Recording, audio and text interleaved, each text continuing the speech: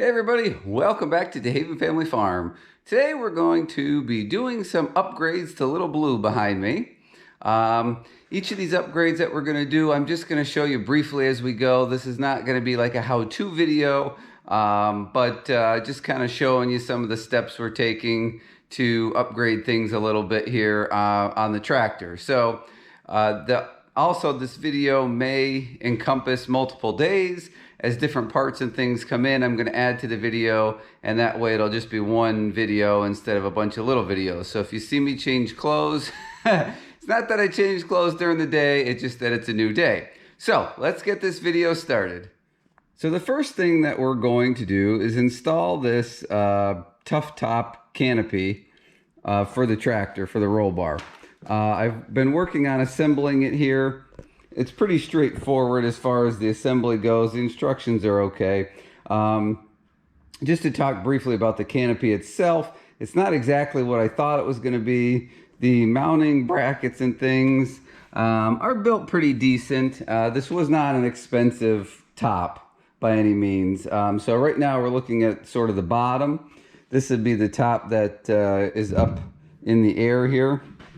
But one of the things that I don't like about this was the top here was shipped in two pieces, and you can see this kind of band here that goes across, and it doesn't really connect them together like tightly. It's just kind of a seal. I'm disappointed. I thought the top would be one piece, and you know, we also have these bolts going through here. So right now I'm getting ready to put the top bracketry on up on the roll bar. So I will show you that a little bit as we go. So the first step to mounting this bracket, it has a direction. You can see how those little notches, they go towards the back. And I guess this just sort of, oops, sorry, sits up there like that. We'll have to kind of find the center of it before we tighten everything down. And let's move on to the next step here. Okay, so we got this bracket here that helps clamp this on. Basically, it fits up here like this. And if you can see the holes line up, there's 2 bolts in the back and 2 bolts underneath. So I'm going to go ahead and get these bolts up here and snugged up. All right, guys. This is the 3rd time I've attempted this. The first time, it looked like my bolts were in the wrong way, because the black and white pictures aren't great. The second time I attempted to do this, I just got a delivery here of vegetable supplies for boxing our vegetables for sale. So I had to stop and unload that. Now I'm trying to get these things locked in here. There's the one side and the back. There. I think we might have it. So there's 4 of these knobs here. Just wanted to show you a little bit closer up. 2 in the back and 2 in the front. All right, that's all installed. Doesn't look too bad. I got the trim pieces on there and whatnot. We'll see how it holds up. You may be wondering why I bought white. It was because they didn't have blue, and I didn't want red or yellow, or I think maybe green was another choice. Obviously we didn't want those colors, so I ended up with white. If the top does not hold up very well, the plastic piece, I think what I'm going to do is get a thin piece of sheet metal. I actually have a big one hiding right over there, and I may just cut out a thin sheet metal top for it and bolt that on, paint it blue and bolt that on. So we'll see how this goes, but upgrade modification number 1 done. Okay, so we're gonna work on upgrade number 2, which is a very simple upgrade. We're going to install just a nice simple rear work light. It has its own on-off switch on it. That's the style that I wanted. This tractor is actually pre-wired for rear work lights, so it was just a matter of finding the plug, which is down here. See if I can show you guys. If you see this little plug right here, that is the plug that I tested it, and it's actually labeled in the fuse panel as lights and rear work light. So it's meant for that. So we're going to put that light, we're going to mount it. I took one of these bolts out right here that holds this on, and I actually had some brackets from a project. So we're just going to take one of these brackets, we'll bolt it up there, and we'll bolt the light to it. I'll show you that.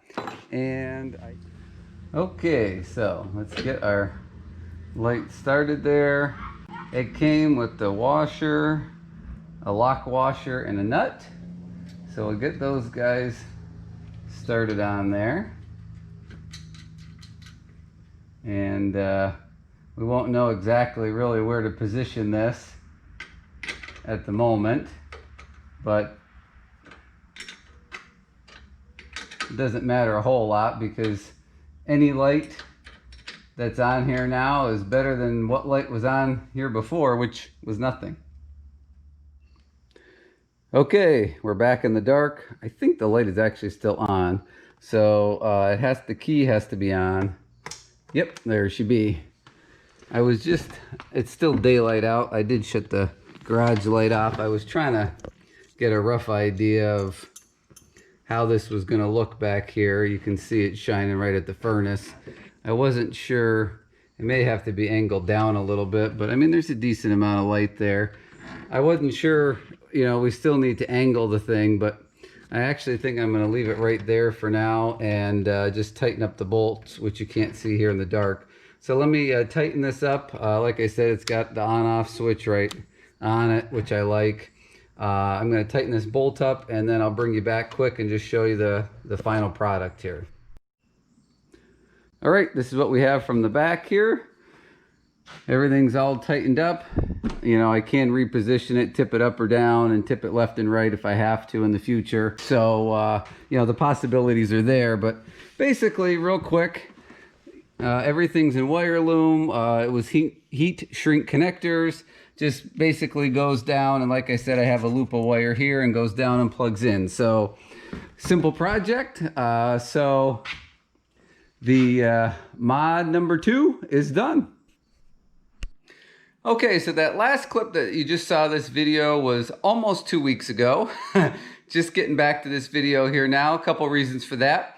One is waiting for some parts to come in, and two, the second reason is that I had taken the tractor to a dealership, and one of the upgrades I did was I had the tires loaded. So both rear tires are loaded now, and I think I dropped it on a Friday or something, and it sat there, of course, over weekend. So Monday, Tuesday, I got it back. So I lost some time there, but like I said, and then I was waiting for parts to come. So one upgrade I did that I did not show on camera was sort of this third function. You can kind of see the outlets here. Basically, I did this the same way. I ran those back to the hydraulic remote that's on the back of the tractor.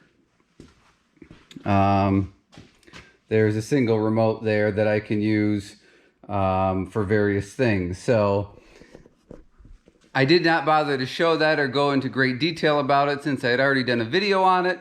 If anybody's interested as to why I run stuff like this instead of spending $1,200 or $1,500 for a third function kit, I will try and remember to leave a link up there to a video where I sort of explained all that and showed you what I did on a different tractor. So anyway, that was an upgrade I did to this one. And another upgrade we're going to do here in this video is I have a cutting edge for the bucket that came with it. I do not think this is the original bucket that came with the tractor. This looks way more wore out than a lot of the other loader components. So I'm kind of thinking they just had this sitting around and threw it on, you know, at the dealership. So you can see how the edge of this cutting edge is wore way back. There's still some meat in the middle here. Now, you can see the holes. You can buy a bolt-on cutting edge. I think the cheapest one I found was $220 or something. This is a 72-inch bucket that's on the front of this. So about $220. I did not want to spend $220 really, but the main reason that I went with the weld-on style was because I don't want the bolts on the bucket. There are lots of times that you're trying to put stuff in, like slide a big rock in or do various things, and the bolts for the bolt-on cutting edge, the nuts and everything stick way up here and they get caught on everything all the time. So I didn't want that. So that was another reason I went with a weld-on cutting edge. So that's what we're going to do in today's video here. We're going to get this set, and we're going to just do some welding. We'll probably run a bead across the front. We'll weld down inside the holes. We'll flip the bucket over, and we'll weld the new cutting edge on the back side too. So let's get started on it. Okay, so I've come up with a plan here. What I've been doing is moving a clamp. I kind of have one clamp just holding that, but I've been going along here and moving the clamp and then just kind of running a quick bead, and by doing that it's clamping the two together so there's not such a big gap.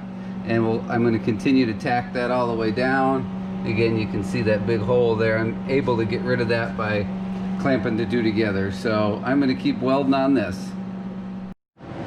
Alright, we got this all welded up. Some of it is not the prettiest thing in the world. I had to make 2 passes in a couple spots just because of the height difference between the bucket and the new cutting edge. Also, for me, again, not being a super professional welder here, with the stick welder, I hate starting and stopping, because what I did was I weld a section, skip, weld a section, trying to dissipate the heat a little bit. So I ended up going back, you know, and having to fill in all the little sections, and if you don't get all the slag out of there just right and whatnot, it's not a perfect weld like MIG welding. Also, I decided I'm not plug welding these holes because I can't do them in one shot with the stick welder. It's just too deep, and again, it's too hard to get the slag out of that hole to start over again. You know, if I filled it halfway and then I'd have to clean the slag and fill it the rest of the way, it's too hard to do that. So I'm not going to worry about welding those up. Dirt and whatever will fill them up anyway. So what I'm going to do now is I'm going to flip the bucket over, and I am not going to weld the whole thing, but I'll weld sections probably in 4 places across the back side just to secure that. Okay, so we got the back side done. I ended up doing 5 places, 3 long passes, you know, 1 on each edge, and then some short ones there. So that'll be good for that. We're gonna flip it over, touch up a little paint, and this project will be done. All right, guys, that does it. Here's our new edge. You know, we're outside here because I painted the bucket here. It's still drying. I went ahead and kind of did the sides and the top. And I know you're like, you guys are probably thinking, well, it's just gonna get scraped back off, and that is true. However, my buckets, especially this one, isn't going to get used a lot, and you can kind of see how the rust, you know, there was some rusty water in it at one point. You know, the buckets sit outside. There's a bunch of them. So with it having all the paint missing and whatnot, I just don't want it rusting any worse than it already is. Normally I try and park the buckets in a way that the water won't run out of them. This one just happened to not be that way, so that's why it has some rusty residue in it. But anyway, so that pretty much completes this round of upgrades that I'm doing to Little Blue. There's 1 upgrade left, and all the parts aren't here yet. I'm going to do a separate video on that, so stay tuned, because I have 1 more kind of surprise coming that I'm going to do to that tractor. So I hope you enjoyed seeing all the little things that we did to the tractor to kind of make it our own and make it a little easier, nicer to use. If you have any questions about anything I did, leave it in the comment section down below. If you don't know what to say, just say hi, and I will be sure to answer you back. So again, thanks for watching, everybody. Please don't forget to pound that subscribe button and a thumbs up, the bell icon on your way out the door, and I hope to see you on the next video.